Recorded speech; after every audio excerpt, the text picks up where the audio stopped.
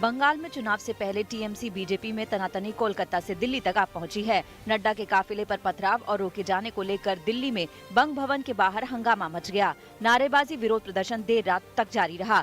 BJP का आरोप है कि नड्डा के काफिले में पुलिस तैनात नहीं थी और जानबूझकर काफिले को निशाना बनाया गया। बीजेपी और टीएमसी में तनातनी का असर ये रहा कि ममता बनर्जी के भतीजे अभिषेक के घर के बाहर कालिख पोत दी गई। नड्डा एक दिन पहले अभिषेक बनर्जी के इलाके डायमंड हार्बर में दौरे पर थे। अभिषेक बनर्जी ने कहा कि बीजेपी को लेकर लोगों में गुस्सा है। नड्डा के काफिले पर पथराव की शिकायत दिल्ली तक आ पहुंची और गृह मंत्रालय ने रिपोर्ट तलब की है। तो उधर बीजेपी कार्यकर्ता विरोध में बंगाल के शहरों में प्रदर्शन कर रहे हैं। बैरकपुर में भी बीजेपी समर्थकों ने ममता सरकार के खिलाफ आक्रोश से भरे नारे लगाए। बंगाल में चुनाव से पहले तनाव के बीच ममता बनर्जी फिर से बीजेपी पर अपने तेवरों के साथ हमला कर रही हैं।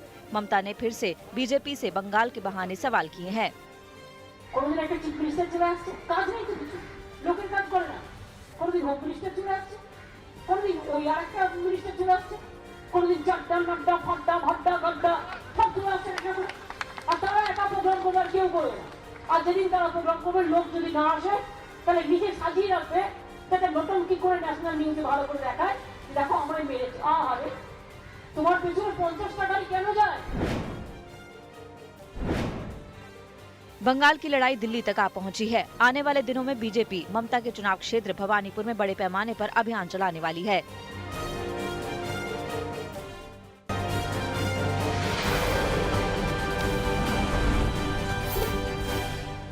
बीजेपी अध्यक्ष जेपी नड्डा के काफिले पर हुए हमले को लेकर पश्चिम बंगाल की सियासत और भड़क गई है। आज राज्यपाल जगदीप धनखड़ इस घटना को लेकर एक प्रेस कॉन्फ्रेंस करने वाले हैं। राज्यपाल ने कानून व्यवस्था को लेकर बेहद नाराजगी जताई है। कल उन्होंने ट्वीट करके कहा था कि डायमंड हार्बर की घटना पर मुख्य सचिव और डीजीपी से रिपोर्ट तलब की थी, लेकिन दोनों ने इसे अनसुना कर दिया। कल ही गृह मंत्री अमित शाह ने पश्चिम बंगाल सरकार से पूरी घटना की रिपोर्ट देने को कहा था। गुरुवार को बंगाल में एक जुलूस के दौरान बीजेपी अध्यक्ष जेपी नड्डा के काफिले पर हमला हो गया। टीएमसी का झंडा उठाए सैकड़ों लोगों ने गाड़ियों पर पथराव कर दिया और कई गाड़ियों के शीशे तोड़ दिए। काफिले के साथ बाइक सवार करीब 100 बीजेपी कार्यकर्ता भी थे। भीड़ ने उन्हें दबोच लिया और मारपीट की। हमले में JP Nadda bullet proof car की वजह से बच गए, लेकिन बाकी गाड़ियां क्षतिग्रस्त हो गई। गाड़ी में सवार बंगाल प्रभारी कैलाश विजयवर्गीय के हाथ में चोट आई है। लॉलेसनेस है और लॉलेसनेस के साथ साथ पॉलिटिकल पेट्रोनेज के साथ वायलेंस है और विकास के खिलाफ परिस्थितियों को पैदा करना यहाँ ममता जी की आदत है। इसलिए हम जानते थे और इसको एक्सपोज करना ये हमारी जिम्मेवारी है। जेपी नड्डा के काफिले पर हमला उस वक्त हुआ जब वो डायमंड हार्बर से दक्षिण 24 परगना के कार्यक्रम के लिए जा रहे थे। हमले के बावजूद बीजेपी अध्यक्ष का कार्यक्रम रद्द नहीं हुआ। हमले के लिए जिम्मेदार बताते हुए बीजेपी नेता मुकुल रॉय ने बंगाल की ममता सरकार को भंग करने और राष्ट्रपति शासन की मांग की है। बीजेपी प्रदेश अध्यक्ष दिलीप घोष की गृहमंत्री को चिट्ठी के बाद दिल्ली से सीआरपीएफ के सीनियर अधिकारी भेजे गए हैं, जो नड्डा की सुरक्षा की समीक्षा करेंगे। वहीं टीएमसी ने इस हमले में हाथ होने से साफ इनकार किया है। सीएम ममता बनर्जी ने इसे बीजेपी का ड्रामा करार दिया है।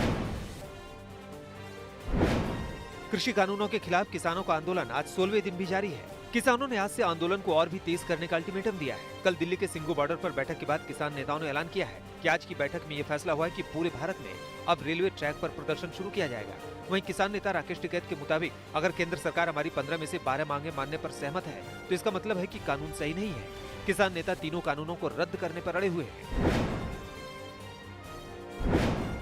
केंद्र सरकार ने धरने पर बैठे किसानों से एक बार फिर बातचीत की टेबल पर लौटने की अपील की है। गुरुवार को एक प्रेस कॉन्फ्रेंस में कृषि मंत्री ने कहा कि अगर किसानों का कोई और मुद्दा या आशंका है तो सरकार उस पर भी चर्चा के लिए तैयार है। तोमर ने यह भी कहा कि किसान किस वजह से चर्चा के लिए आगे नहीं आना चाहते, मीडिया को इसकी पड़ताल करनी चाहिए। किसान नेताओं ने साफ कह दिया कि अब सरकार के साथ कोई बैठक नहीं होगी।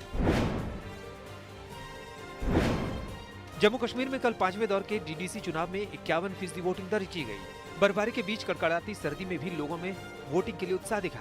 वोटिंग के दौरान हंगामे या विवाद की खबरें नहीं आई। हालांकि नेशनल कॉन्फ्रेंस नेता उमर अब्दुल्ला ने स्थानीय प्रशासन और पुलिस पर बीजेपी उम्मीदवारों की गैर कानूनी तरीके से मदद करने का आरोप लगाया है।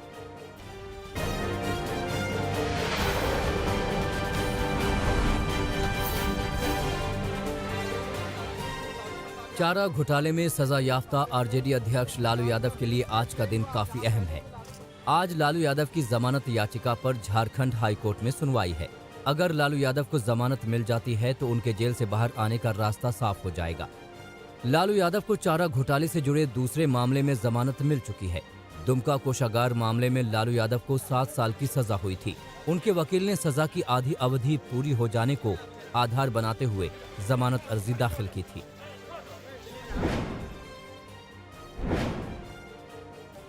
कोरोना वैक्सीन को लेकर गृह मंत्रालय की राज्यों के साथ बैठक हुई। इस बैठक में वैक्सीन के वितरण को लेकर चर्चा हुई। केंद्र सरकार राज्यों के साथ मिलकर फ्रंट लाइन वर्कर्स का डेटाबेस तैयार करेगी। डेटाबेस तैयार रहने से फ्रंट लाइन वर्कर्स को वैक्सीन वितरण में कोई समस्या नहीं होगी। फ्रंट लाइन वर्कर की संख्या 2 करोड़ के करीब बताई जा रही है, जिसमें राज्य police, central police, armed forces, home guard, sanitation worker और सिविल डिफेंस जैसी सेवा देने वाले लोग शामिल होंगे।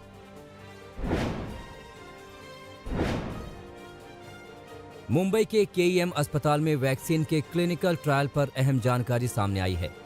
ऑक्सफोर्ड एस्ट्राजेनेका कोविड-19 वैक्सीन के लिए क्लिनिकल टेस्टिंग के केईएम अस्पताल में कुल 101 वॉलंटियर्स में से 6 ने ट्रायल के दौरान दूसरा डोज ही नहीं लिया। पिछले हफ्ते वॉलंटियर्स को 2 डोज दिए गए थे। केईएम अस्पताल प्रशासन ने इसकी वजह का कोई ठोस जवाब नहीं दिया। वहीं बीएल नायर अस्पताल के सभी 148 वॉलंटियर्स ने टेस्टिंग ट्रायल में हिस्सा लिया।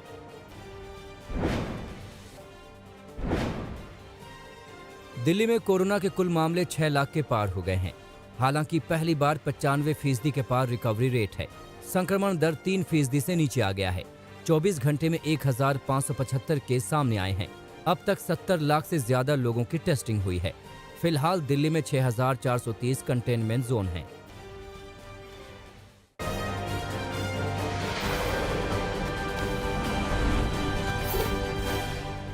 कोटा के जेके लोन अस्पताल में नवजातों की मौत का सिलसिला नहीं थम रहा है। 24 घंटे में 9 बच्चों की मौत हो गई है। बच्चों की मौत के बाद परिजनों ने जमकर हंगामा किया। मृतक बच्चों के परिवार वालों ने मेडिकल स्टाफ पर लापरवाही का आरोप लगाया है। इस मामले में सियासत भी शुरू हो गई है। बीजेपी युवा मोर्चा ने अस्पताल अधीक्षक को ज्ञापन देकर आंदोलन की चेतावनी दी है। बच्चों की मौत की खबर से स्वास्थ्य महकमे में हड़कंप मचा हुआ है। महाराष्ट्र के बुल्ढाना में ट्रिपल तलाक के तहत 3 लोगों पर केस दर्ज किया गया है। नए कानून के तहत केस दर्ज किया गया। पीड़िता ने कहा कि पति के एक महिला के साथ नाजायज संबंध थे। कई बार समझाने के बाद भी उसने संबंध बनाए रखे। पीड़िता ने इस बात की जानकारी अपने मायके वालों को दी। पुलिस ने पीड़िता की शिकायत पर केस दर्ज किया है। दरभंगा में 5 करोड़ की डकैती कांड में जांच के लिए सीआईडी के डीआईजी ने घटनास्थल का मुआयना किया। पुलिस ने अपराधियों को जल्द पकड़ने का दावा किया। कारोबारी से लूटे गए 5 करोड़ रुपए मामले में फिलहाल पुलिस के हाथ खाली हैं। घटनास्थल पर एफएसएल टीम को भी भेजा गया है। बिहार के हाजीपुर में किडनैपिंग की वारदात में अहम खुलासा हुआ है। पुलिस ने वारदात के 2 महीने बाद किडनैप किए गए बच्चों को बरामद कर लिया है।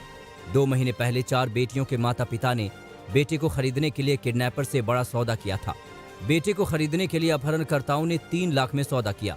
अपहरणकर्ताओं ने 10 महीने के बच्चे को नालंदा के आरोपी दंपत्ति को बेचा था। इस मामले में पुलिस ने आरोपी दंपत्ति और अपहरणकर्ताओं को भी गिरफ्तार कर लिया है।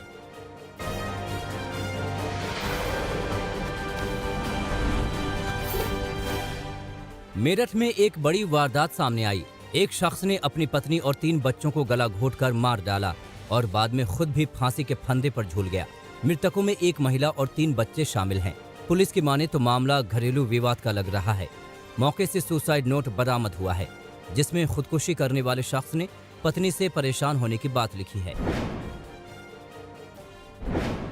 मेरठ में एक और दिल दहलाने वाली वारदात हुई। एक महिला ने अपने 3 बेटियों के साथ खुद की गर्दन भी काट ली।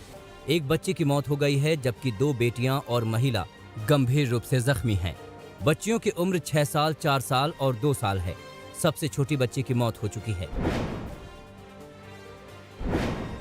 हरियाणा के फतेहाबाद में एक किसान का बेरहम चेहरा सामने आया है। एक वीडियो वायरल हो रहा है, जिसमें किसान अपने 10 साल के बच्चे के दोनों हाथ बांधकर पिटाई करता दिखाई दे रहा है। वीडियो सामने आने के बाद पुलिस ने मामला दर्ज कर लिया है। ओडिशा के मयूरभंज में एक युवक को स्थानीय लोगों ने बीच सड़क पर पैंट उतारकर कान पकड़कर उठक बैठक कराया। दिलचस्प ये कि पुलिस मूक दर्शक बनी देखती रही। लोगों की माने तो मामला प्रेम प्रसंग का है। वीडियो वायरल होने के बाद पुलिस ने आरोपी को गिरफ्तार किया है। महाराष्ट्र के चंद्रपुर में लूटपाट को अंजाम देने वाली टोली के एक सदस्य को पुलिस ने गिरफ्तार किया है। आरोपी की तस्वीरें उस वक्त सीसीटीवी में कैद हो गई थी जब वो गाड़ी से पैसे से भरी बैग चुरा रहा था। पुलिस के मुताबिक ये टोली आंध्र प्रदेश के नेल्लूर जिले की है, जो हर साल दिसंबर महीने में पूरे महाराष्ट्र में लूटपाट को अंजाम देने आती है और क्रिसमस के ठीक पहले अपने गांव लौट जाती है।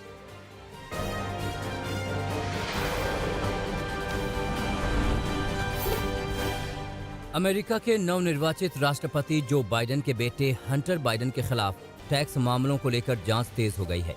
जांच को लेकर हंटर बाइडेन की सफाई आई है। हंटर बाइडेन ने कहा कि वो मामले को गंभीरता से ले रहे हैं। मुझे भरोसा है कि जांच में सच सामने आएगा।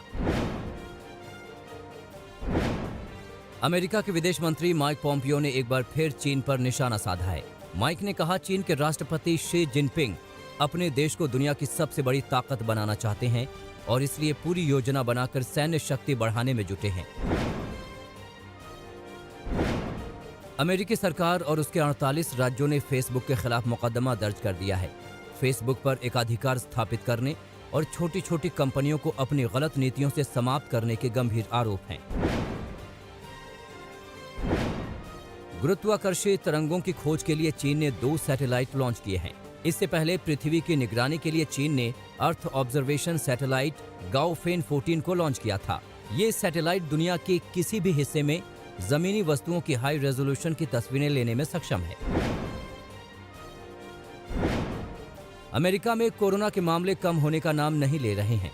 कोविड-19 के लिए फाइजर के टीके को अमेरिका में हरी झंडी पाने के लिए वैज्ञानिकों और विशेषज्ञों की एक टीम ने चर्चा की। अगर FDA टीके को मंजूरी दे देता है तो देश में इसे सुरक्षित और प्रभावी मानकर इसका उपयोग शुरू कर दिया जाएगा। दुनिया में कोरोना का कहर जारी है। कोरोना पीड़ितों का आंकड़ा 6 करोड़ 93 लाख के पार पहुंच गया है। महामारी में अब तक 15,77,000 से अधिक लोग जान गंवा चुके हैं। वहीं 4 करोड़ 80 लाख लोग ठीक हो चुके हैं। जापान की राजधानी टोक्यो में कोरोना थमने का नाम नहीं ले रहा है। टोक्यो में 24 घंटे में 600 से ज्यादा नए मामले दर्ज किए गए, जो अब तक का नया रिकॉर्ड है। कोरोना के बढ़ते केस की वजह से अस्पतालों में दूसरे मरीजों को दिक्कतों का सामना करना पड़ रहा है। अफगानिस्तान में एक महिला टीवी एंकर की हत्या कर दी गई। नंगरहार प्रांत में अपने घर से एंकर जैसे ही कार से निकली, हमलावरों ने उनकी कार पर गोलियां चलानी शुरू कर दी। अभी तक किसी ने भी इस हत्या की जिम्मेदारी नहीं ली है। फीफा विश्व कप 1982 में इटली के लिए सबसे ज्यादा गोल करने वाले पाओलो रोसी का 64 साल की उम्र में निधन हो गया। रोसी इटली के टीवी चैनल RAI स्पोर्ट के साथ एक्सपर्ट के तौर पर काम कर रहे थे। इसी चैनल ने उनके निधन की जानकारी दी। मैक्सिको के एक समुद्र तट पर मरीन रिसर्चर को नई प्रजाति की व्हेल दिखाई पड़ी। एक द्वीप के पास ये नई प्रजाति झुंड में मिली है। नई प्रजाति बाकी व्हेलों के मुकाबले थोड़ी छोटी है।